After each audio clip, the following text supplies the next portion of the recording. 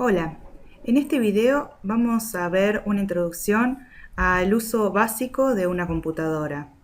Antes que nada, quiero pedirles que no se frustren, que tomen a la computadora como una herramienta y que sepan que no es para nada difícil aprender a utilizarla.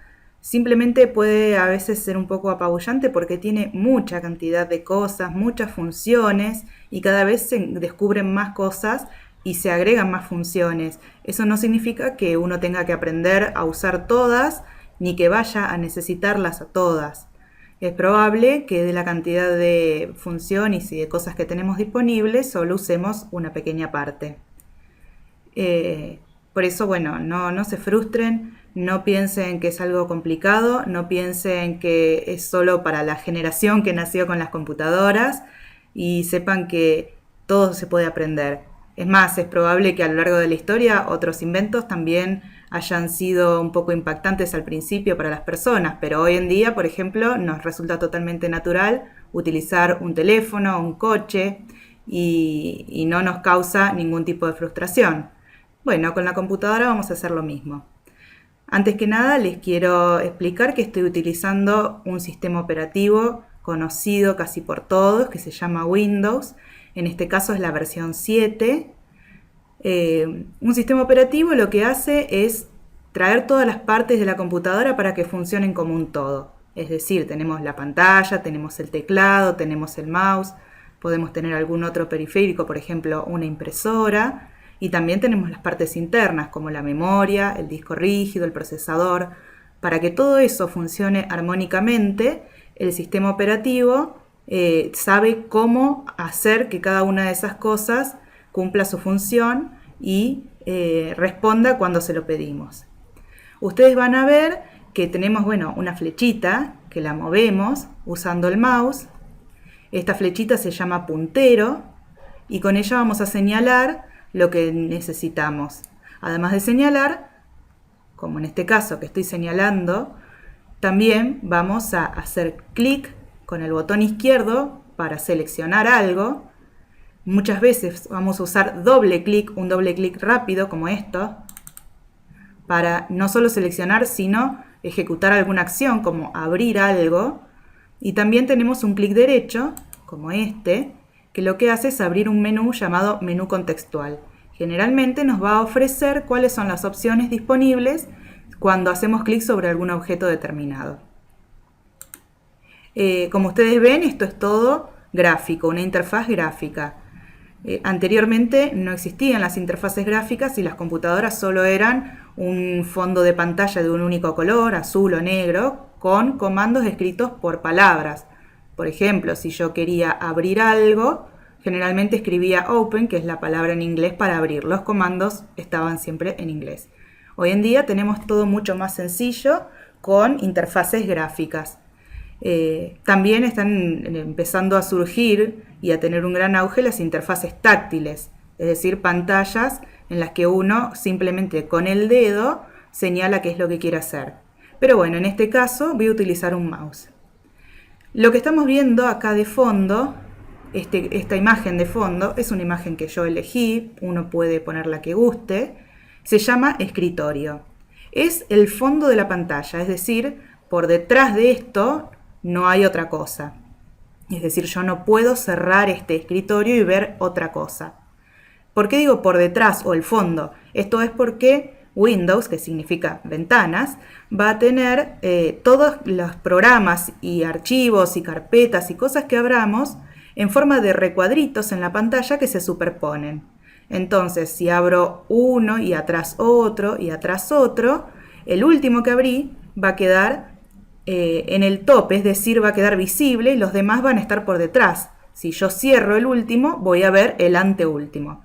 Y así hasta cuando los cierre a todos y lo que vea sea esto, el escritorio. El escritorio puede contener archivos, programas, pueden contener accesos. Cada uno de ellos va a estar representado con un gráfico que se llama icono, como estos. En este caso tengo solo dos.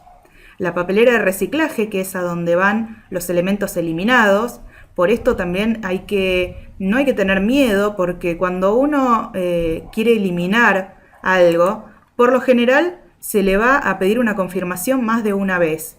Por ejemplo, uno quiere borrar un archivo con datos, se va a preguntar si realmente desea borrarlo, y si uno elige que sí, entonces el archivo va a quedar aquí adentro y no va a ser borrado definitivamente hasta que uno efectivamente lo borre de adentro de la papelera de reciclaje. Por esto es que no es tan sencillo perder datos. En el escritorio lo que les recomiendo es poner una imagen de pantalla con colores bastante homogéneos, que no tenga demasiado color o demasiada cantidad de cosas como esta que yo usé acá, porque si tienen varios iconos es probable que sea confuso.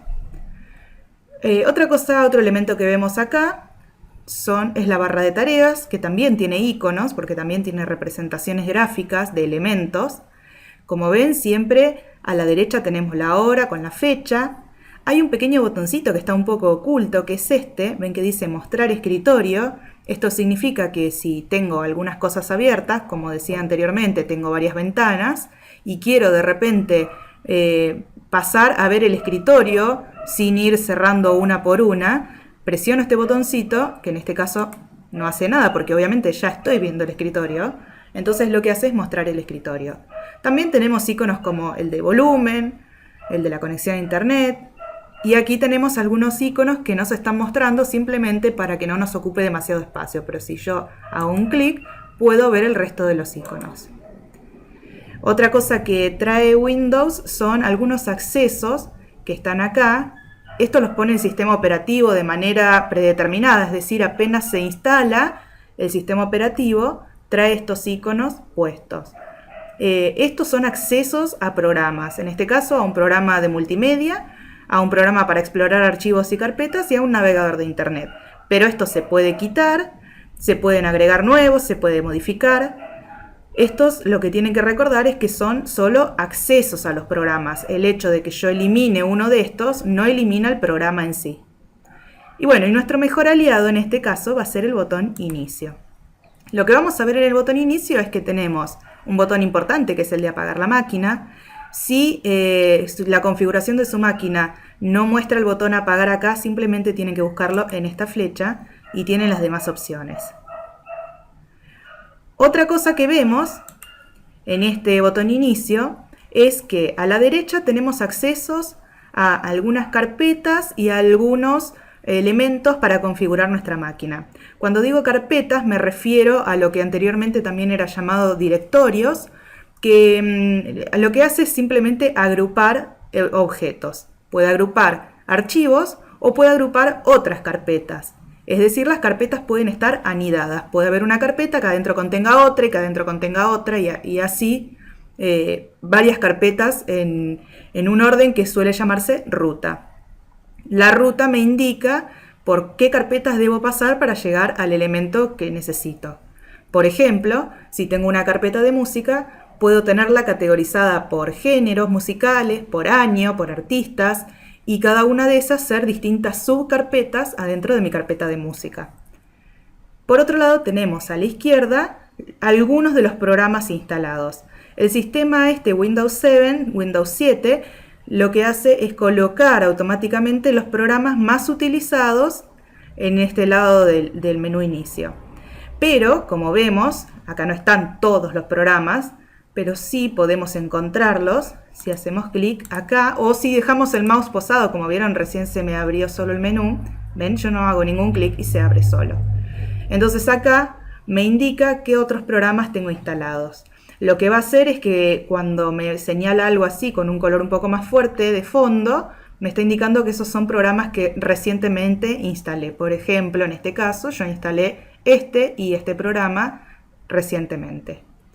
Si necesito ubicar algo y no sé dónde está y no lo veo acá, ni tampoco acá, ni me acuerdo en qué carpeta lo guardé, sea un programa o sea un archivo, puedo escribir acá y encontrarlo.